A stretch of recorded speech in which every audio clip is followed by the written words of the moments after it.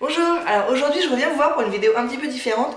Je l'ai jamais faite celle-là et pourtant je suis une grande consommatrice. Je veux parler de séries. Je regarde quasiment que ça. Je regarde plus du tout la télé le soir. D'une part parce que ça commence trop tard et que maman elle a envie d'aller se coucher. Et d'autre part parce que les pubs ça me saoule, j'ai pas envie. Du coup je regarde beaucoup de séries. Alors pendant longtemps j'ai regardé des séries sur internet. Et puis il y a 1 an et demi, j'ai pris un abonnement Netflix et alors là, voilà. Donc aujourd'hui je vais vous parler de mes séries préférées, que ce soit sur Netflix ou pas.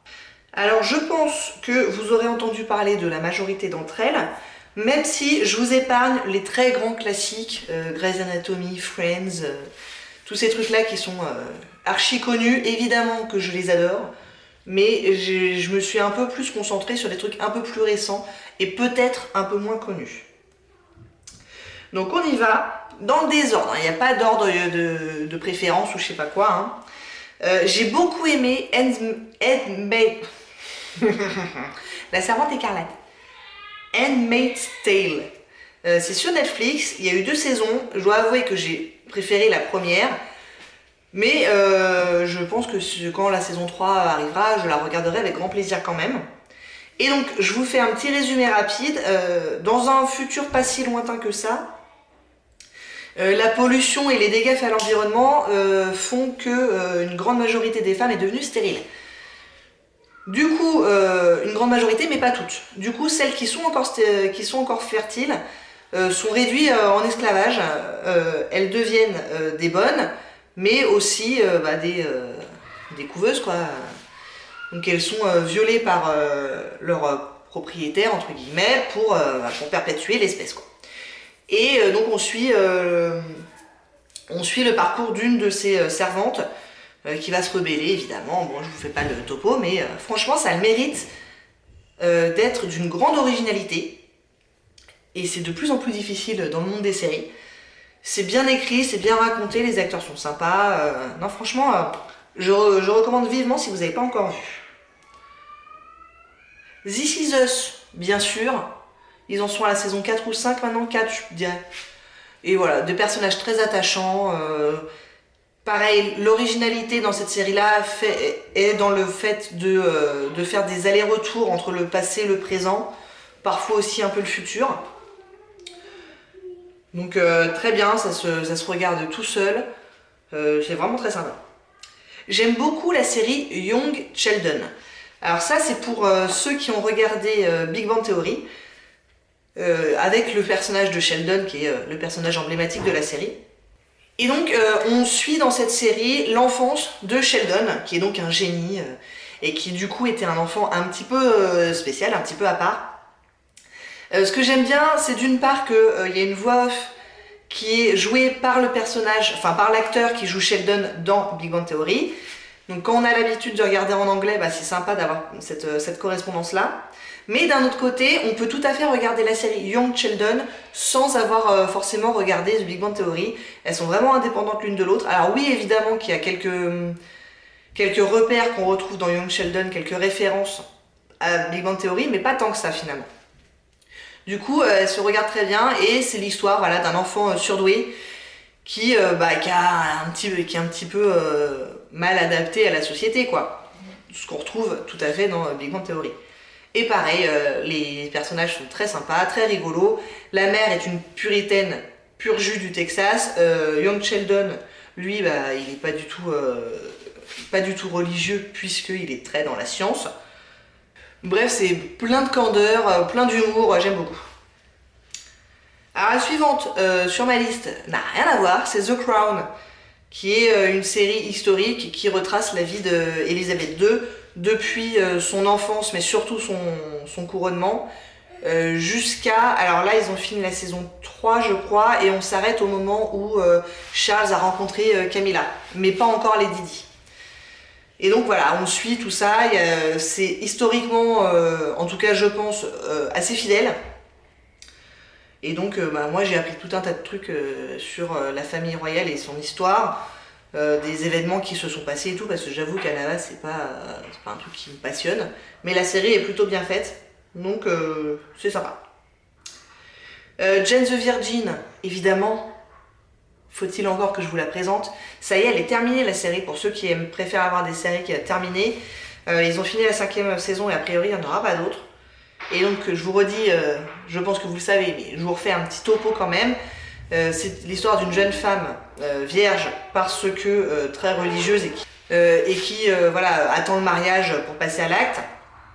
Et lors d'un examen gynécologique de routine, se fait inséminer artificiellement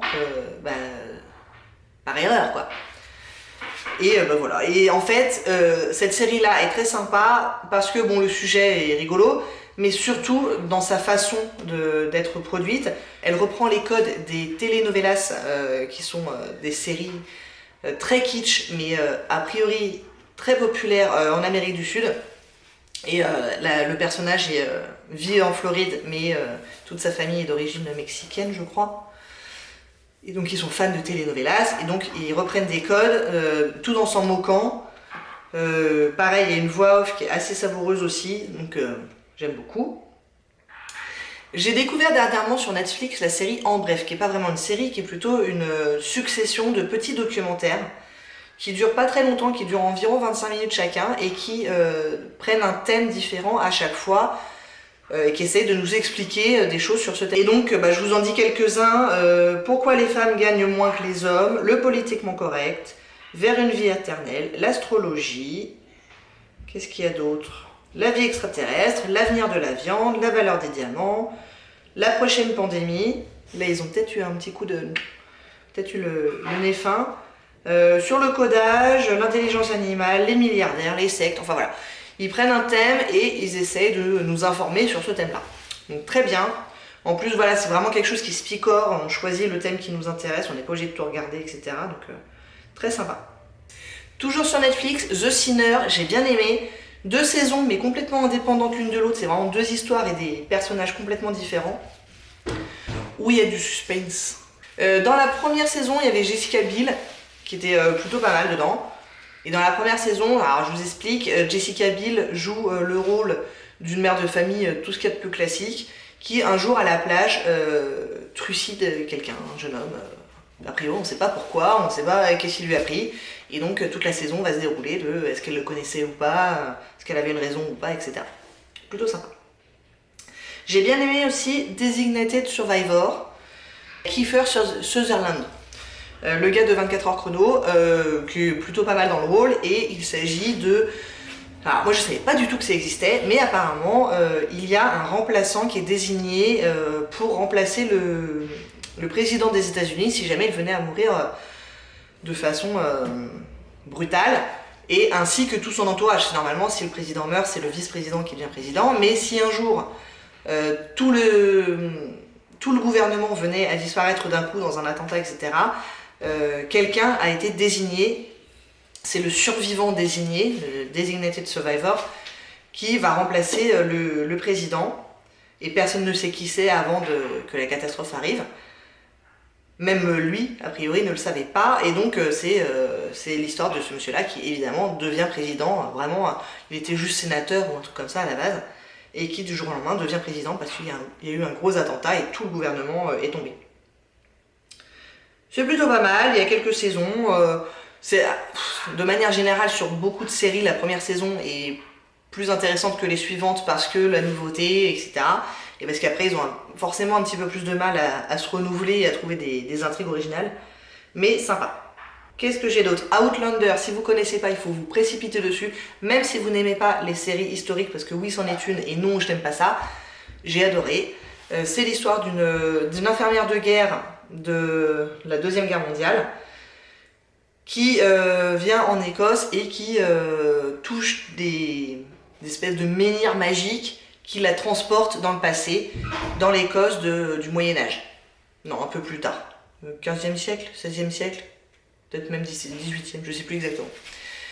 Et donc il va lui arriver tout un tas de trucs, évidemment, entre son adaptation à sa nouvelle époque et puis la grande histoire d'amour avec Jenny, le beau Jenny. Donc à aller voir, à essayer, même si vous n'aimez pas les séries historiques, c'est vraiment sympa. C'est un peu chaudasse de temps en temps, je vous le cache pas, surtout les premières saisons, mais c'est sympa. 13 Reasons Why, pareil, tout le monde connaît, mais franchement, c'est plutôt très sympa, très différent des autres aussi. Donc je vous refais le speech très rapidement. Une jeune fille dans un lycée se suicide, et ça c'est le pitch de la première saison. Elle a laissé 13 cassettes audio où elle explique les 13 raisons de son suicide. Et les 13 cassettes ont pour thème principal un personnage, enfin une personne de sa vie, et donc on va suivre comme ça toutes ces personnes-là. Ils ont fait 2 ou 3 saisons, je sais plus, mais c'est bien. Black Mirror, très sympa aussi, et j'aime bien ce genre de série où chaque épisode en fait est une histoire complètement, enfin quasiment un film très différent les uns des autres, et le thème général c'est que pourrait-il se passer dans le futur en termes d'intelligence artificielle, ce genre de choses. Donc il y a quand même beaucoup d'épisodes, si ce n'est tous, qui tournent autour de ça et qui ont voilà, une vision différente d'un épisode à l'autre. Les scénarios sont complètement différents d'un épisode à l'autre, les personnages aussi, rien à voir, et se picorent pareil de façon complètement autonome les uns des autres. The Good Doctor, super bien si vous aimez les séries médicales. Et là, on parle d'un jeune docteur autiste surdoué, vous savez, et ses relations avec son entourage professionnel, etc. Très sympa. J'aime en particulier beaucoup l'acteur. C'est l'acteur de Bates Motel. Comment s'appelle-t-il déjà? Qui est sympa aussi d'ailleurs, Bates Motel. Freddie Highmore, il s'appelle. Il est formidable cet acteur. Il était formidable dans Bates Motel, il est formidable dans The Good Doctor. Il a commencé très jeune cet acteur. Il a joué dans Charlie et la chocolaterie. Il a joué dans... C'est lui qui jouait Arthur dans Arthur et les Minimoys par exemple. Donc il a commencé très jeune et il est formidable. Un acteur vraiment génial. J'aime beaucoup. On arrive à la fin avec encore quelques-unes. iZombie, très sympa aussi. Une jeune femme devient zombie. Donc un mort-vivant quoi. Et elle doit se nourrir comme tous les zombies de cerveau. Sa particularité étant elle travaille dans une morgue, donc elle a accès à beaucoup de cerveau, et elle prend des traits de la personnalité de la personne qui est décédée et dont elle a mangé le cerveau. Ce qui donne des situations assez improbables quand elle devient une nymphomane ou un policier, ou etc. C'est vraiment plutôt savoureux. Pareil, l'actrice est assez sympa. Manifeste, j'aime beaucoup, je viens de commencer la 2e saison. Des passagers d'un vol ont disparu. Ils étaient dans l'avion. L'avion a disparu, les gens ont pensé qu'il s'était crashé, et bien non, il avait fait un bond dans le temps de 5 ans et demi, et il finit par atterrir tout naturellement. 5 ans et demi plus tard, pour eux, il ne s'est pas passé plus de quelques minutes, ils n'ont pas vieilli, leur famille si, etc. Après on découvre qu'ils ont des visions, et des choses comme ça. Très sympa. Et enfin, je vais arrêter là pour aujourd'hui, je viens de me faire toute la série des Sherlock Holmes, avec Benedict Cumberbatch, pareil, formidable acteur. C'est des petits bijoux, ces épisodes. Ils durent entre 1 heure et 1 heure et demie chacun, donc c'est quasiment un film à chaque fois. Et donc évidemment, le personnage c'est Sherlock Holmes, mais de nos jours. Donc ils prennent pour base des histoires de Sherlock Holmes, mais en mettant au goût du jour, parce qu'il y a des portables, il y a des ordinateurs, etc. Mais on retrouve voilà, la gouaille de Sherlock Holmes, et puis évidemment ce sens de l'observation. Assez iconique. Bon ben voilà, s'il vous plaît, si vous avez des bonnes idées de séries que vous avez beaucoup aimées, qui sont pas forcément hyper connues, parce que les hyper connues, je les connais. Mais si vous en avez des petites perles comme ça, que vous avez à me conseiller, que ce soit sur Netflix ou pas, dites-moi ça en commentaire, je vous en supplie. Parce que des fois j'ai un peu de mal à trouver une nouvelle bonne série. Bon bah écoutez, c'est tout pour aujourd'hui, j'espère que ça vous a plu. Si oui, n'hésitez pas à commenter, à liker et à vous abonner. Et je vous dis à très bientôt. Au revoir.